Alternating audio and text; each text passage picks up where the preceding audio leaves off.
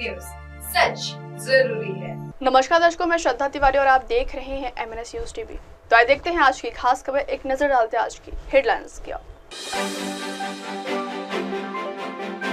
Ukraine को अब नहीं मिलेगी अमेरिका से कोई भी मदद। इजराइल हमास के बीच युद्ध विराम की बातचीत फिर। जेलेंस्की के अमेरिका दौरे के बीच यूक्रेन को बड़ा झटका। तो आइए देखते हैं खबरें विस्तार से। यूक्रेन को अब नहीं मिलेगी अमेरिका से कोई भी मदद।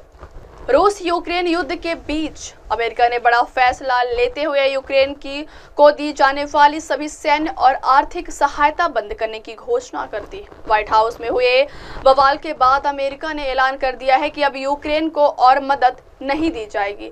शुक्रवार को जेलेंस्की ने अमेरिका राष्ट्रपति ट्रंप से मुलाकात की थी। इस दौरान दोनों नेताओं खूब तीखी बहस हुई। ये बहस इतनी बढ़ गई थी कि ट्रंप को आखिरकार ये कहना पड़ गया कि आज से आपके बुरे दिन शुरू। वही जेलेंस्की के जाने के बाद ट्रंप ने सोशल मीडिया पर पोस्ट किया कि जब आप शांति के लिए तैयार हो जाए तब वापस आइएगा। इसी बीच शनिवार को व्हाइट हाउस ने ऐलान कर दिया है कि अब वो इस युद्ध में यूक्रेन को किसी भी तरह की मदद नहीं करेगा। यूक्रेन को अमेरिका से मिलने वाली मदद में हथियारों, गोला बारूद और वित्तीय सहायता शामिल थी। इस कटौती से यूक्रेन की युद्ध क्षमता पर गहरा असर पड़ सकता है। विशेषज्ञों का मानना है कि इस फैसले से रूस को बढ़त मिल सकती है। दोनों नेताओं की मुलाकात यूक्रेन में मौजूद खनिज भंडार को लेकर हुई थी। इस डील में था कि खनिज भंडार के बदले अमेरिका यूक्रेन को सैन्य और आर्थिक सहायता देता रहेगा, लेकिन खनिज भंडार को लेकर जेलेंस्की ने मना कर दिया और अमेरिकी राष्ट्रपति से तीखी बहस कर ली।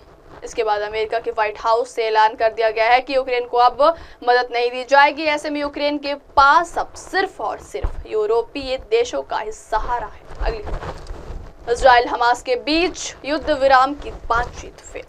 इजराइल और हमास के बीच युद्ध विराम की बातचीत फेल होती नजर आ रही है। दोनों के बीच युद्ध विराम के दूसरे चरण को लेकर बातचीत होनी थी, लेकिन इसी बीच हमास ने आधिकारिक तौर पर बातचीत फेल होने की घोषणा कर दी है। गाजा को लेकर समझौते के दूसरे चरण पर बातचीत शुरू नहीं होने की जिम्मेदारी प्रवक्ता हाजेम कासिम ने ली। समूह ने प्रवक्ता हाजेम कासिम ने अल अरबी टीवी को इस सिलसिले में यह भी बताया कि समूह के साथ गाजा में दूसरे युद्ध विराम चरण के लिए कोई मौजूदा बातचीत नहीं हुई। इसी बीच हुती नेता अब्दुल मलिक अल हुती ने इजराइल को युद्ध की धमकी दी है। उन्होंने ऐलान किया है कि अगर गाजा में युद्ध फिर से शुरू हुआ तो हम सैन्य रूप से हस्तक्षेप करेंगे। गाजा और इजराइल में पिछले लंबे समय से युद्ध चल रहा था। युद्ध विराम के पहले चरण की बातचीत की गई। इजराइल और हमास दोनों तरफ से बंदी और कैदियों की रिहाई की गई।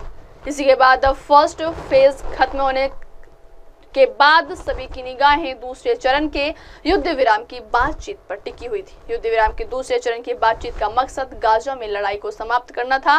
साथ ही युद्ध के दौरान जिन लोगों को बंदी बनाया गया था या कैदी बनाया गया था उन सभी को रिहा किया जाना था। अगली खबर, जेलेंस्की के अमेरिका दौरे के बीच यूक्रेन को बड़ा झटका। यूक्रेन के राष्ट्रपति जेलेंस्की के अमेरिका दौरे के बीच संयुक्त राष्ट्र ने कई यूक्रेनी क्षेत्रों में वित्तीय सहायता कार्यक्रमों को निलंबित कर दिया है। UN महासचिव गुटेरस ने कहा कि अमेरिका के समर्थन में कमी के कारण वित्तीय सहायता कार्यक्रमों को निलंबित किया गया है। इससे पहले अमेरिका से समर्थन में कमी पर महासचिव गुटेरस ने अमेरिकी सरकार से अपने आदेश पर पुनर्विचार करने का आग्रह किया था। गुटेरस ने कहा था कि दुनिया भर के सबसे कमजोर समुदायों के लिए उनका जीवन और आजीविका इस सहायता पर निर्भर करती है। UN महासचिव ने कहा कि उन्होंने विकास और मानवीय सहायता की निरंतर सप्लाई सुनिश्चित करने के लिए और ज्यादा राहत पर विचार करने का आह्वान किया है। बता दें कि अमेरिकी राष्ट्रपति डोनाल्ड ट्रंप ने हाल ही में अपने एक कार्यकारी आदेश में सभी तरह की विदेशी सहायता का फिर से आकलन किए जाने की बात कही थी। राष्ट्रपति ट्रंप के पिछले महीने आदेश के मुताबिक अमेरिका ने सभी विदेशी सहायता पर रोक लगा दी, जिसमें यूक्रेन भी शामिल है। अब वक्त हो चला दर्शकों ब्रेक का। ब्रेक से लौटेंगे बाद देखिएगा देश और दुनिया की तमाम बड़ी खबरें। बने रहिए MNS न्यूज टीवी पर। नमस्कार। आप देख रहे हैं MNS न्यूज, सच जरूरी।